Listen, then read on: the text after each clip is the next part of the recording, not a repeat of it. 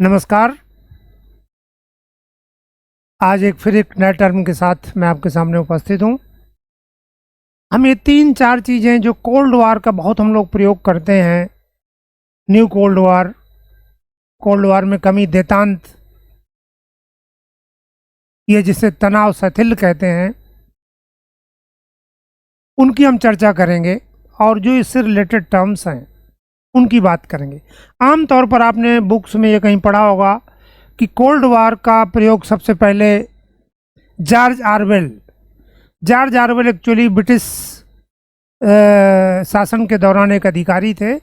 उनकी फेमस किताबें हैं एनिमल फार्म 1984, तो उन्होंने सबसे पहले प्रयोग किया था 1945 में। वो कुछ दिन म्यांमार में भी पोस्टेड थे क्योंकि म्यांमार उस समय ब्रिटेन के अधीन था। फिर आप कई दूसरी जगह पढ़ते होंगे कि इस शब्द का सबसे पहले प्रयोग अमेरिका के पत्रकार बर्नार्ड बरूच ने किया। तो ये क्या पहेली है? ये पहेली ये है कि इस शब्द का प्रयोग सबसे पहले, ये बात सही है, जॉर्ज ऑरवेल ने किया, लेकिन उसके लिए इस शब्द का वो मतलब नहीं था जो आज मतलब है। आज मतलब है दो देशों के बीच तनाव की स्थिति। तो रूस और सोवियत संघ और अमेरिका के बीच जो 45 के बाद तनाव आया, उस तनाव के लिए कोल्ड वार का शब्द का प्रयोग, और इसी अर्थ में आज हम समझते हैं, सबसे पहले 1947 में बर्नार्ड बरूच ने किया। ऑरवेल ने किया था, वो जनरल कॉन्टेक्स्ट में किया था, उस कॉन्टेक्स्ट में नहीं जिस कॉन्टेक्स्ट में आज हम इसको समझते हैं। अब ये एक बड़ा विवाद का विषय है कि इसकी शुरुआत किस घटना से मानी जाए। इसकी शुरुआत के लिए 1946 का एक जो विंस्टन चर्चिल थे, उनका एक भाषण आता है, फुलटन स्पीच, जिसमें उन्होंने कहा था कि रूस को, सोवियत संघ को साम्यवादी खतरा की संज्ञा दी थी, आयरन कर्टन की दी थी कि उस आयरन कर्टन के पीछे क्या हो रहा हमें पता नहीं है, एक बहुत बड़ा खतरा बताया था उसे।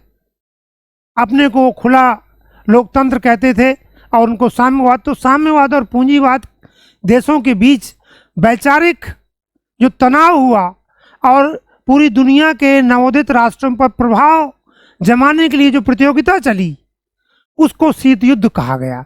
शीत युद्ध एक्चुअली में कोई लड़ाई नहीं होती, लेकिन प्रोपोगंडा, आलोचना, एक दूसरे के प्रति धमकाने वाली प्रक्रिया, ये सब चलती है। जो शीत युद्ध चला उसका क्लाइमैक्स आया 1962 में, और उसे क्यूबा संकट के नाम से हम जानते हैं। क्या था? क्यूबा एक साम्यवादी देश है। तो सोवियत संघ पूरी दुनिया में जहां भी साम्यवादी देश होते थे, वहां पर उनको समर्थन, उनको बचाने का प्रयास करता था। अब अमेरिका के पड़ोस में क्यूबा में 1959 में साम्यवादी शासन की स्थापना हो गई और अमेरिका का प्रयास था कि ये खत्म हो, और रूस ने वहां पर उसकी सहायता के लिए मिसाइलें भेज दी, और अमेरिका ने यह धमकी दे दी कि मिसाइलें अगर क्यूबा के पास आती हैं तो हम इनको नाकेबंदी से रोकेंगे, यानी लड़ाई होनी थी। लेकिन बाद में अमेरिका और रूस के बीच बटन रसल जैसे लोगों के कारण समझौता हो गया और सोवियत संघ ने अपनी मिसाइल वहां नहीं भेजी। इसको क्लाइमैक्स कहते हैं।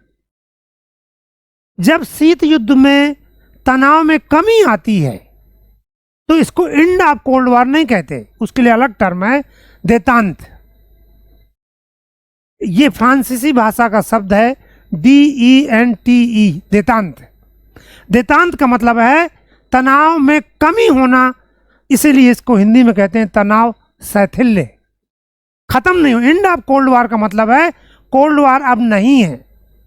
लेकिन उसके पहले हम एक चीज समझते हैं, एक टर्म और आता है कि जब कोल्ड वार में कमी आई 70 के दशक में, जिसे हम कहते हैं तनाव शैथिल्य, उसके बाद एक और टर्म आता है 80 के दशक में, जिसे कहते हैं सेकेंड कोल्ड वार। यानी तनाव, पहले कोल्ड वार आया, उसका फिर क्लाइमैक्स आया 62 में, फिर 70s में तनाव शैथिल्य आया, और उसके बाद फिर आया सेकेंड कोल्ड वार। हुआ क्या था, उसकी घटना कौन सी है कि सोवियत संघ की सेनाओं ने दिसंबर 1979 में अफगानिस्तान की समाजवादी सरकार के बुलावे पर अपनी सेनाएं वहां तैनात कर दी।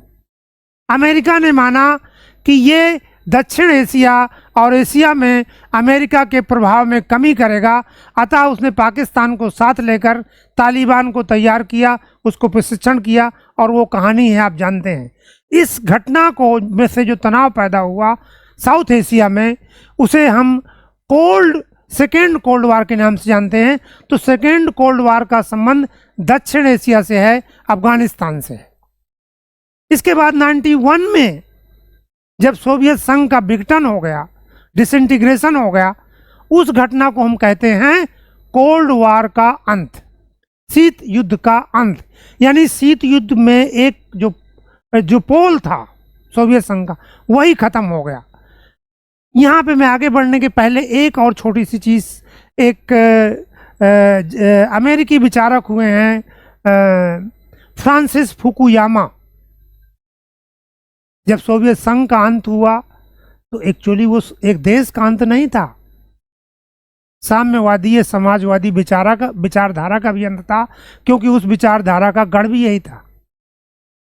तो अमेरिका और पश्चिमी देशों के विचारकों ने माना कि पूंजीवाद की अंतिम विजय है, अब इसकी कोई चुनौती नहीं पूंजीवाद को।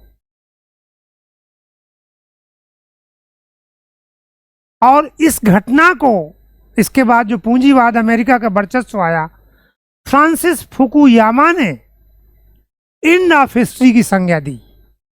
हिस्ट्री किस चीज की? पूंजीवाद और साम्यवाद में संघर्ष की। उसका एंड हो गया, अब साम्यवाद नहीं है। हालांकि उनकी बात झूठी हुई और संघर्ष अमेरिका के विरोध की दूसरी और घटनाएं हुई, लेकिन वो जो तात्कालिक स्थिति बनी थी उसको उन्होंने एंड ऑफ हिस्ट्री की संज्ञा दी, और इसी को अमेरिका के इतिहास में यूनिपोलर मोमेंट भी कहते हैं, या एक ध्रुवीय क्षण। खैर एनीवे, वो खत्म हो गया। फिर आज हम इस टॉपिक की चर्चा क्यों कर रहे हैं? आज आप बात कर रहे हैं न्यू कोल्ड वार। अब ये न्यू कोल्ड वार जो है, उसी के कंटेक्स्ट में मुझे पूरे कोल्ड वार को मैंने लिया है चर्चा करने के लिए कि न्यू कोल्ड वार वो है जो चाइना और अमेरिका के बीच जो तनाव चल रहा है, उसमें चाइना, रसा, नॉर्थ कोरिया, आप ईरान, ये सब एक तरफ है, अमेरिका पश्चिमी देश दूसरी तरफ है।